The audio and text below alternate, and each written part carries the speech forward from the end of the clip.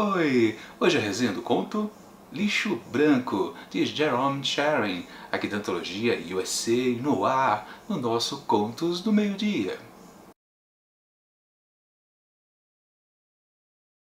E antes de começar aquela rápida dica, participe do sorteio de livros em comemoração a 1 ano de canal. No link ali em cima você confere como deve proceder para responder a pergunta qual desses 4 livros você quer ganhar, ou então qualquer outro título à sua escolha. Muito fácil de participar, concorra e vamos à resenha de hoje.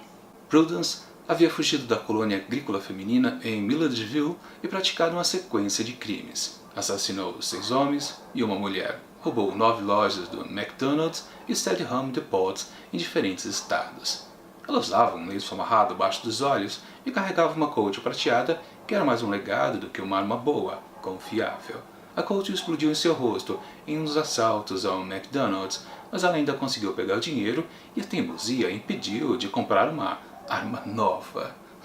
Assim começa Lixo Branco, de Jerome Sharon, que conta a história desta fugitiva chamada Prudence, que recebeu um conselho enquanto estava presa da sua companheira de cela, uma tal de Emma, que deveria procurar lá na região do Brooks um sujeito chamado Omar Kaplan, que seria uma espécie de protetor para ela durante uma certa temporada que ela precisasse se esconder.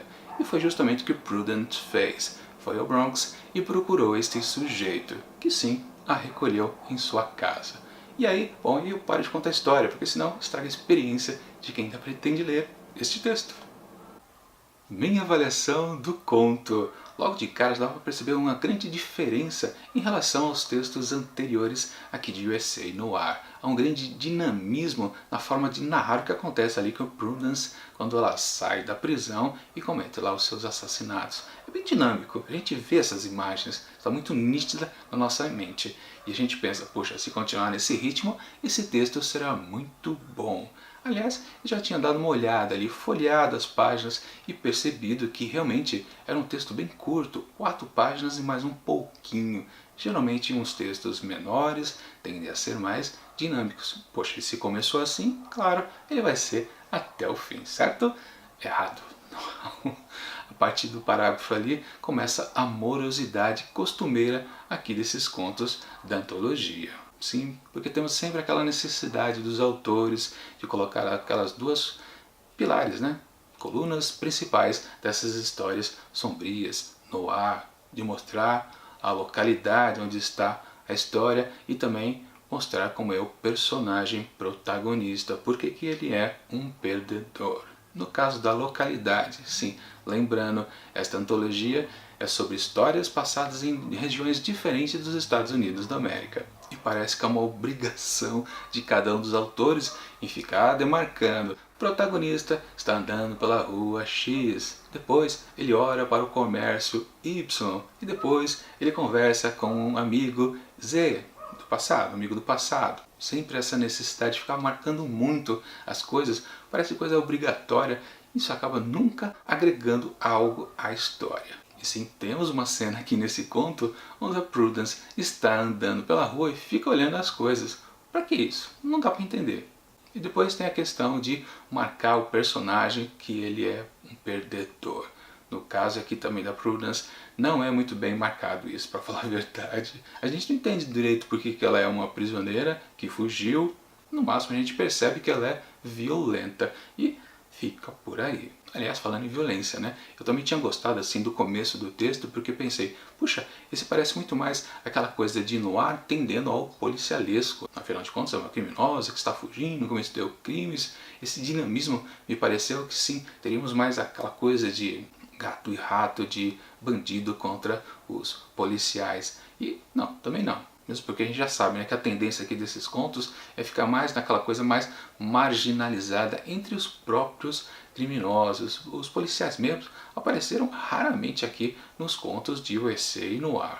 Assim de cabeça eu só me lembro de, acho que 2 contos que tinham policiais realmente. Enfim, aqui a personagem Prudence não é descrita exatamente porque que ela é uma perdedora. Ela apenas é uma perdedora e acabou. O texto não divaga muito sobre isso. E sendo um texto curto, ele acaba indo para o desfecho também rapidamente, e quando ele acontece, aí que o negócio fica frustrante mesmo.